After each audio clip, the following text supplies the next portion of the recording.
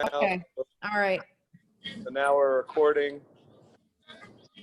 That's okay.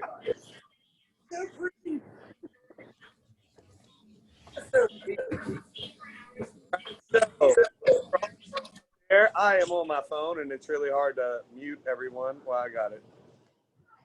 So we will try to have some non-naughty muters on here. I know that it is considered a holiday for many people. I know in the United States, we are celebrating Labor Day, is it? Yeah. So, guys, tonight we want to talk us a little bit different. We want to talk about prosperity consciousness tonight, right? This is not going to be a very, like a super long call. We want to go over some points that are going to help you guys. Now, all of a sudden, the party came up here. We'll have to go somewhere over. But with that, we came upstairs and we're at the boathouse. We're at a friend of ours' house over here. The boat is down there. There's a bunch of people out there about to, party. We're about to go back out surfing in just a little while. So we came in to come share with you guys. And what we wanted to talk about was, one, we were talking about what we experienced this weekend. And then a conversation that I had with Mark the other night was really cool. And it made me think,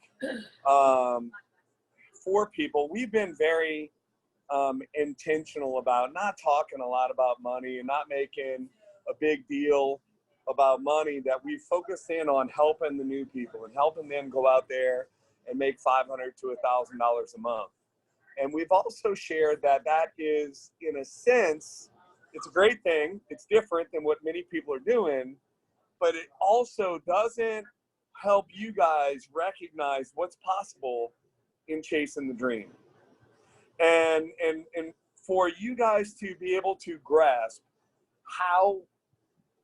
what is possible, what's achievable, we have to talk about it a little bit, right?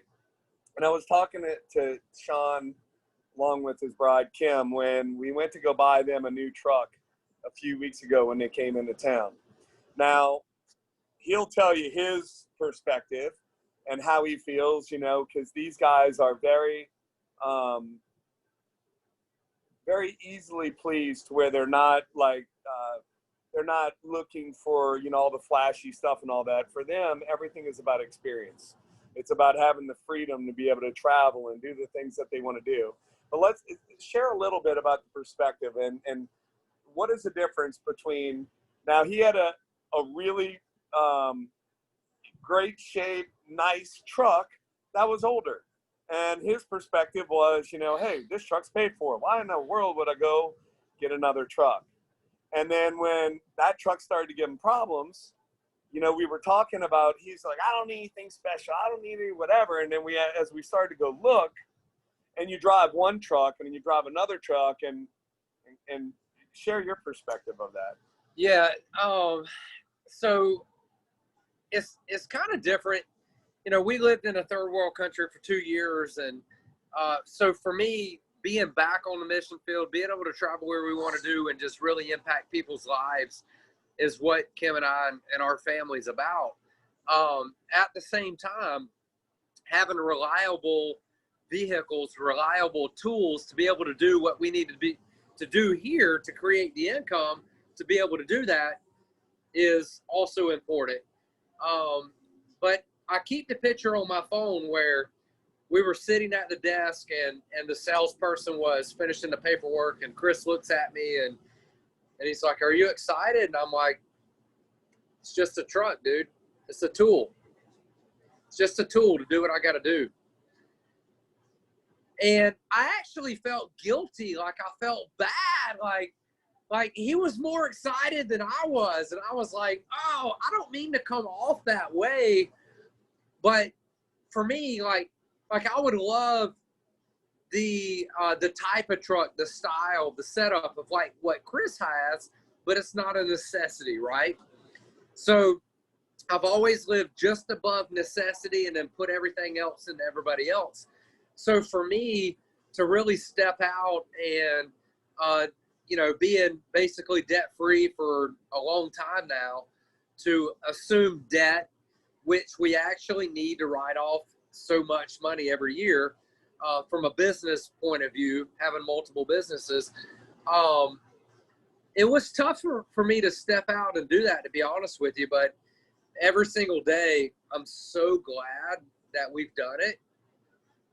Like, every time we get in the vehicle, there's no worry, is it going to run? There's no worry, is it going to, any of those questions, whatever it is. I'm sure we've all been there at one time or another. There's no question, is the vehicle going to be what it is? And the other side of it is this: it feels good. I'll just be honest with you. Like, It does. it feels good to jump in a vehicle with all leather and freezing cold air conditioner and drive 8 hours out to New Orleans and to hang out with these guys. It feels good to know that I can drive that same vehicle back home, and I can do what we do and pull trailers every day and go to and fro, and I'm not going to have to call somebody to help me every now and then when my vehicle doesn't work. But what I want to share with you is, because we're not really and truly, we're not money motivated, I reached a rebel. I reached a level of financial success over the last 2 years that, let's just be honest, I haven't reached in most of my life. And in doing that, I kept telling myself that how blessed we are, how lucky we are. Both of those two things are true. But my belief, or my understanding that my family and myself deserves to be there, never actually caught up with the earnings that we were making. Does that make any sense to anybody? And I don't know, maybe you need to go through it. Maybe you need to make more money than you've ever made before until your personal thermostat moves up. And even though I got on call after call, and I talk to Chris on a regular basis, and not just on like we talk on a friendship basis most of the time, not a business level. But even though I knew that I needed to move my thermostat to another level, I would teach that. But I'll just be honest with you and tell you that we really and truly, in our heart, we never moved our thermostat up. In other words, what we believed was good for the goose, we didn't believe was good for the gander. Like, we were like, that's great, money's great. Do I deserve it? We didn't move our deserve level up until pushed us out of the nest, so to speak. And I can tell you what, it's totally changed the way that I look at money, as well as a lot of other things that we've been reading and talking about. But I'll just share this with you, and then I'll shut up. If you don't move your, not just your desire level, but your deserve level. See, most of us are programmed to believe that we don't deserve what the 1% or the 5% or even the 20% can have. We don't believe that we deserve it. So when we experience it, we feel extremely lucky, which I totally understand. But I'm just telling you, you have to move your deserve level up to where, and that was pretty cool. You actually held on. Good to see you. We're hugging people by. We'll see y'all. So, guys, just trust me without trying to go into this whole thing that those were air hugs. Yeah, there's were air hugs we were getting from other people. We're weird. We know it. It's okay. We're all weird. We're all a little bit crazy, and I really think that's the thing. Like, hear me out. There's probably 1 to 5% of people that can make a crazy amount of money, and they're really comfortable in it. You understand what I'm saying? And then some of us, maybe we're not comfortable with making, 2 times or 5 times or 10 times what we're accustomed to making. So when we see other people that do that, we go, yeah, they deserve it. But what about us? Do we not deserve it? Like, do they not put their underwear on the same way that we put our underwear on? Why do we not deserve it? Do our dreams and desires not you know, are they not equal as those other people that we put on pedestals? And so I'm just sharing with you that as I'm sharing this, I'm still having to swallow the pill, to be honest with you. So, as you can see, that he's actually getting emotional as we talk about it. And I want you to pay attention to the language that you use when you're talking, right? He said crazy amount of money. So when you think about a crazy amount of money, what is that? And let me ask you this. Do you recognize the word crazy as being a negative or a positive? When somebody says that person has a ridiculous amount of money, or that person has an insane amount of money, or that person has a, what's another word I've heard? Does that person has an ungodly amount of money? See, whenever you have any kind of emotional attachment to money that is coming from some other place, right? Like from a non-deserving position, what happens is you're blocking your blessings without even noticing it and not even knowing that that's going on. So we were talking about this earlier because he's like, you know, we've been on a boat all day and we're like, you know, what are we going to talk about? And I said, one of the things we haven't talked about a lot was, you know, we talk about selling the dream and we're selling and believing in people. And guys, I wish everybody could have heard the leader call that we did last week. And all the people that broke ranks and having them share what they did. And we had another leader call where all the leaders shared their heart on just why they were here and what they were looking for and all these things. And we talked a little bit about how, guys, it's time to raise your thermostat. And he's talking about your thermostat right now, talking about, you know, your belief system. Well, guys, when we do welcome calls and we're asking people, what kind of money do you want to make? Many people have a problem even sharing what is that number and how much it is because they almost feel guilty about it. Because we've been taught growing up, money is the root of all evil. Money doesn't grow on trees. Money doesn't make you happy. Money doesn't whatever. So this is dialogue that we basically picked up growing up. And this is our belief system. We don't even know it. So it was amazing talking to Mark the other day. And there's a huge leader that just came over to our company that y'all don't even know about yet, right? And you'll see as they go out there and grow their business here. But, you know, Mark shared with me, he's like, it was so amazing when he worked with this guy and the guy was making $400,000 a month. And like, that was just an amazing amount of money and he couldn't believe it and all that stuff. And what I loved most was Mark was laughing about where he set his own thermostat. And he was saying, it's amazing that when I saw these leaders back in the day and they were making $450 and that kind of money, like I just was like, wow, what would that would be like? And then and what he shared with me was that he realized that he can, that number is so much bigger and so much more is possible, but his belief system was set based on what he saw, right? So I'm sharing this with you all tonight because on welcome calls that we do, and we're talking to people, and we're finding out, we're asking, what do you want to make? What is it, whatever? And this is the reality. Most people can't see past double what they're making now. And that's just the reality. Like we'll say, hey, how much do you want to make? And most people cannot see. Now they might say, oh, I want this much a month. I want that. I want this. But most people can't actually see or grasp or realize more than double what they're making now. And what I want to share is that you're far better than what you give yourself credit. You have to let those belief systems go and let yourself go for the greatness that is in you already. But it starts off with you recognizing what is the internal dialogue that you have. What is it that you tell yourself? What is it that you believe is possible?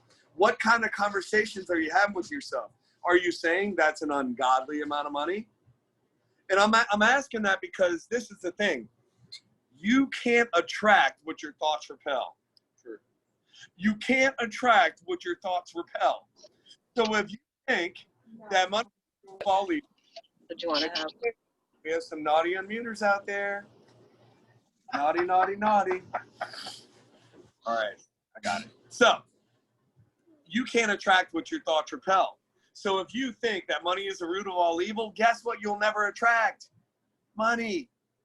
Because if you go and attract money, then that makes you evil subconsciously. So yes, you cannot attract what your thoughts repel. So it's a matter of changing your dialogue with money, changing your belief systems on what you believe is possible, and changing the way that you feel about it.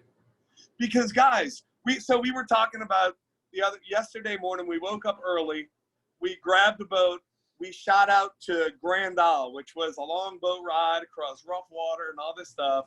And it was just like really crazy. We went from Grand Isle to this place called Myrtle Grove to another place called Lake Hermitage, and we were jumping from place to place and not worried about how much gas we were burning, not worried about whatever, not worried about anything except, hey, how much fun is this going to be? Our day yesterday was packed with location after location after location after location. And the funny part is we were both talking about how in the past we used to go fishing and we'd go to one spot and we'd sit there because we didn't want to burn gas because we didn't know if we were going to be able to make it back or if we could afford it or whatever else. Sure. So guys, what you need to understand is that money is nothing more than a tool to give you true freedom. So when we say what is freedom, freedom is not having to look at the right side of the menu before the left. Freedom is being able to make decisions without wondering how much is it going to cost me? Can I afford this? Can I whatever? And guys, being able to do that. And we have people even in our team, as well as, our upline that help expand our vision and what's possible and what we're capable of doing, because we also have those. I mean, you just saw, Sean sharing his psychological thermostat on what he believed and what was possible and what he felt, like he said, he felt guilty. Why is that?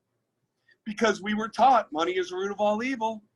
Well, if you think that, guess what you're not going to attract? Yeah, and I'll just share real quick without going into it. We lived on the mission field down in Honduras for 2 years. We met a bunch of other missionaries, guys, and there were people that did the opposite of us as far as like how they raise funds, how they ask for funds, how they sent out monthly newsletters, all that kind of stuff. And Kim and I just honestly, because of what we had been taught our whole lives by people that were just doing the best they could. They didn't know any better. They didn't have Chris on here, Coach Chris, doing Mindset Monday. They didn't have anybody speaking into their lives. So they did the best they could, which is what we learned, and then we took that forward into our lives. So here we were on the mission field expecting people to help monetarily fund what we're doing in this third world country, right? And we're seeing other missionaries that live 10 miles down the street that have huge, expansive missions. And what it boiled down to was their correlation to money was much greater than what we correlated. We had a problem asking people, like, here's a list of needs in the community that we're serving. Can you help us meet those needs? We had a problem doing that. Our friends, they didn't. They really saw money as a way to meet a need in that community. So they put it out. We need a vehicle that's this much money. We need a laptop. It's this much money. We need to feed people for a month. It's this much money. They broke everything down. And I'll just be 100% transparent. If you know me, I'm always transparent. Here's the deal. when we saw their list of what they were asking their supporters to support, and they actually broke it down into dollars, we were like, whoa, we're not going to be those people. We'll just kind of say, hey, they need a this, they need a that, and whoever steps up to the plate and helps us out, that's cool. But we never took the money side of it and put a monetary number on it. What I can tell you is the people that did, they didn't allow the dollar figures to change their vision or what they believed possible for the people that they were serving. We learned a huge lesson in doing that. And again, with this business, with this company where we've been, we've learned a huge lesson as well. If we are to serve more people, and if this is actually greater than us, which I think everybody on this call will agree, this whole thing was a God thing, the way that it's all came together. If we're truly here to serve other people, we've got to get over the fact that money is strictly just a tool in our tool belt to help us do it. And when we transcend our thoughts on that and get over it and expect to have it and that we deserve it so that we can be who we need to be, then it will be much more free-flowing in our lives. So guys, we're talking about this because we know that a lot of people have that internal dialogue to where they feel uncomfortable when it comes to money. But this is the bottom line. If you're someone that is all about helping people and all about serving others and being there for, you can help a whole lot more people if you're not broke than if you're broke. The bottom line is the best thing that you can do to help other people, and especially broke people, is don't be one of them, right? So don't be a broke person. And the thing is the more that guys, we have never sat there and talked about, oh, go buy cars and go do all this other stuff.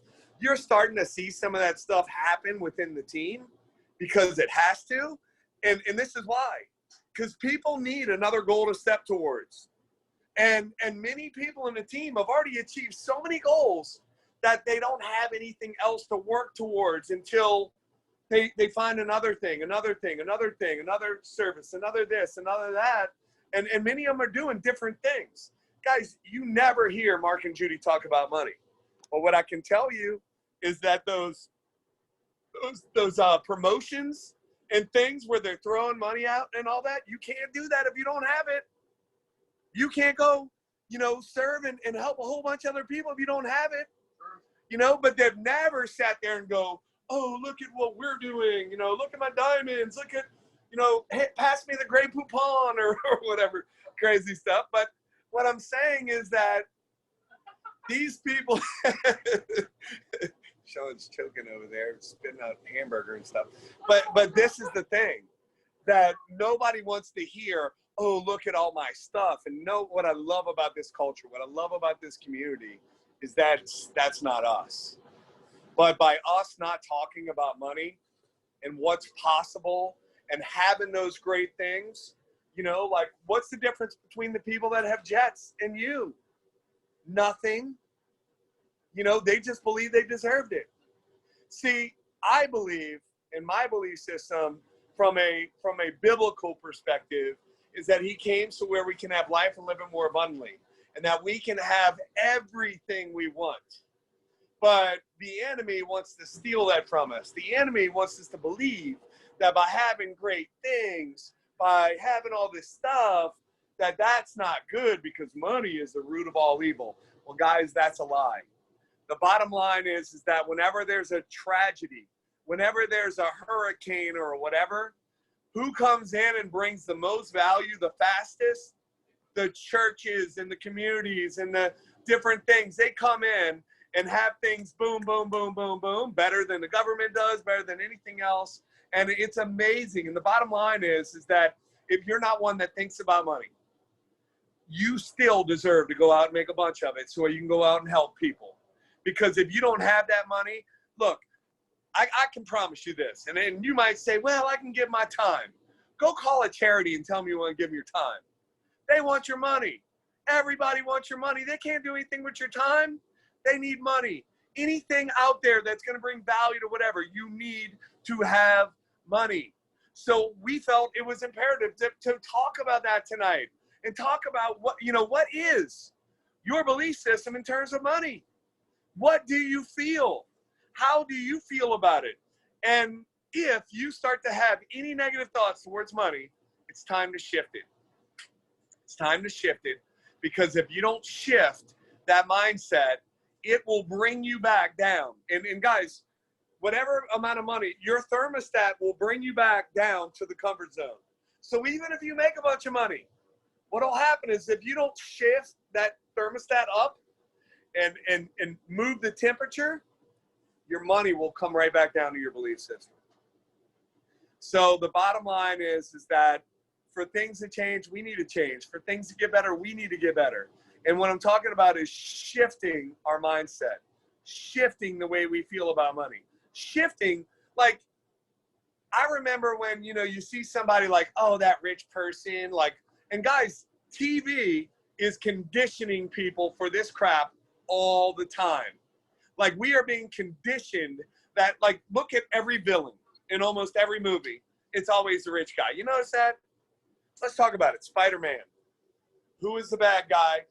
Spider-Man raised by his uncle, and he's like, we might not be rich, but at least we're honest.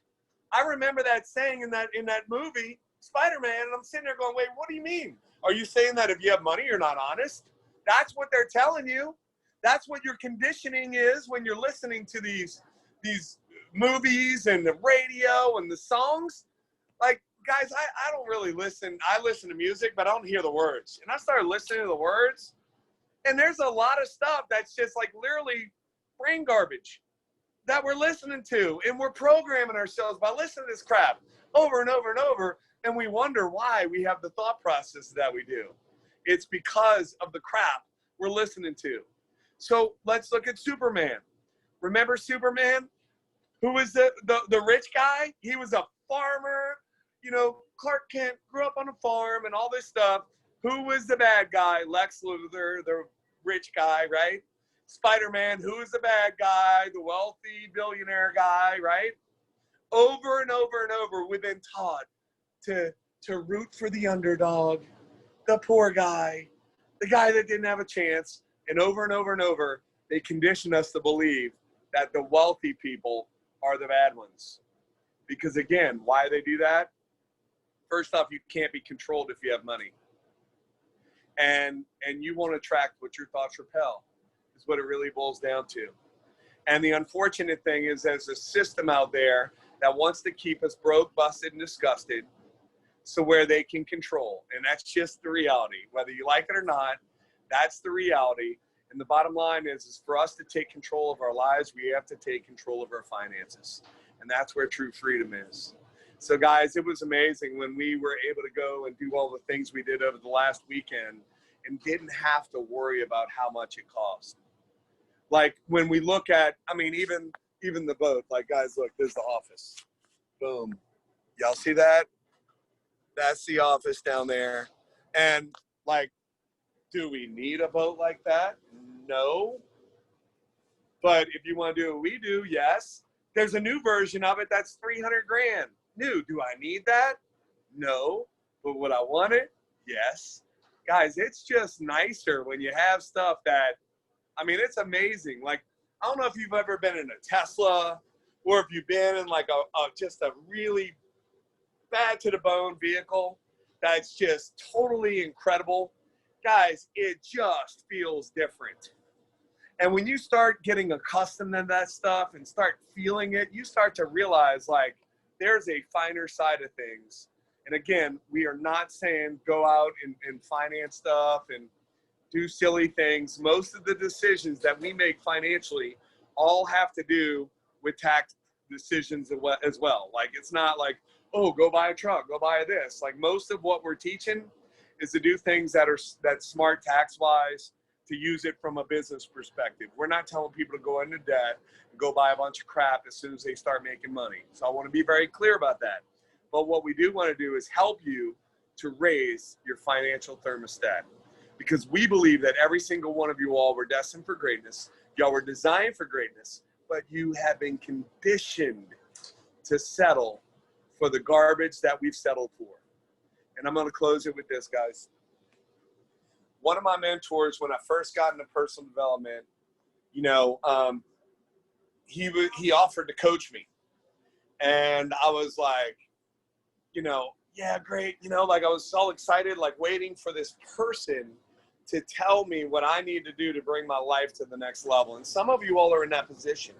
And you're sitting there like thinking that this person like has this power or whatever. Like, guys, if you break down what Mark and Judy do, all they do is love on people and create an environment for people to believe in themselves more than they believed in before they came around. That's it. It's not some magic, but it is magic. So I had this mentor and he goes, like, do you know what you want? And I was thinking I was going to get like this, like, Jedi mind trick thing that he was going to tell me, you know, what I want and like answer the question of life. And basically what he told me was, you know what you want? And I'm like, what? And he's like, no, do you really want to know what you want? And I was like, what? Tell me. Like waiting for this brilliant answer. He said exactly what you have. And I'm like, wait a minute, that's not the answer I'm looking for, right? And he said, it's exactly what you have, because if you wanted more, you would have done more. The bottom line is every single one of you all in the same company that people are making hundreds of thousands of dollars a month. Hundreds of thousands of dollars a month. Same company. Same coffee. Same pills. Same everything. Same comp plan. Same everything. But the difference is those people wanted more. The difference is that whatever you have in your life, it's exactly what you settled for. Everything you have in your life is exactly what you settled for. Everybody says that they want more, but not everybody's willing to do what it takes to get more. I wanted to share with you guys, every single one of you all have greatness within you. Let's go out there. Let's go rock this business out. Let's bring and impact so many people that we are the change in the industry, like we've been talking about for now 3 years almost. Let's go out there and be that person, but it starts with you. The only person that you can control is you. You can't control what your team does. You can't control what your upline does. You can't control what anyone else does. Some of y'all are married, you know what I mean? You try to control your spouse, it doesn't work, right? The only person we can control is ourselves and the way that we feel about things. So guys, I hope you got value out of what we talked about tonight. Pay attention to the way that you feel about things. Pay attention to if you have an internal dialogue that when you talk about money, you talk about it from a insane amount of money, a ridiculous amount of money. Guys, you have to be able to be in a place where that's change your dialogue. An amazing amount of money. A blessed amount of money. Whatever you can put out there to be a positive for you to talk about that money so where you can receive it is what you need to do, versus having those negative connotations in terms of money. Like, oh my gosh, that's an ungodly amount of money. Like, why in the world would you want an ungodly amount of money? Like, that's crazy. Why would you want that? But what if it's an amazing, a blessed amount of money where you can bless so many people through that amount of money? Pay attention to your dialogue. Pay attention to the way that you feel about it and the internal communication you have with yourself. Love you guys. Appreciate you all. Everybody have an awesome night. Take care. Thanks, Chris. Thank you. Good night, everyone. Thank you. Good night, everyone. Thank you. Thank you. She's